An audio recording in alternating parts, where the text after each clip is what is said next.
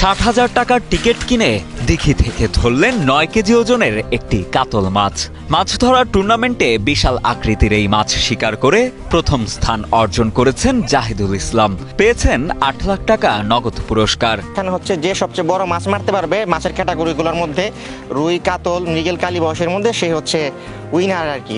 সব শিকারী এবং আর বাকি যারা আছে আর কি। তো আমি অ্যাপ্রিশিয়েট করি যে আমাদের বাংলাদেশের মধ্যে এটা একটা আয়োজনের একটা সুন্দর ব্যবস্থা আছে। 23 ডিসেম্বর বরিশাল বাকেরগঞ্জ উপজেলার বৈরমখা দিঘিতে বরিশাল ফিশিং জোনের উদ্যোগে আয়োজিত হল বৃহৎ এই টুর্নামেন্ট। নিয়ম অনুযায়ী দিঘিতে থাকা রুই, কাতল, মৃগেল ও কালবাউস মাছের মধ্যে যার বড়শিতে সবথেকে বড় সাইজের মাছ ধরা পড়বে তিনি হবেন টুর্নামেন্টের বিজয়ী। তবে একই ব্যক্তির বড়শিতে একাধিক বড় সাইজের মাছ ধরা পড়লেও পুরস্কার পাবেন একবারই। সিস্টেমটা হচ্ছে 2 সিবে খেলা, 60,000 টাকা এন্ট্রি ফি। অন্য জায়গা থেকে এখানে ডিস্টেন্সটা বা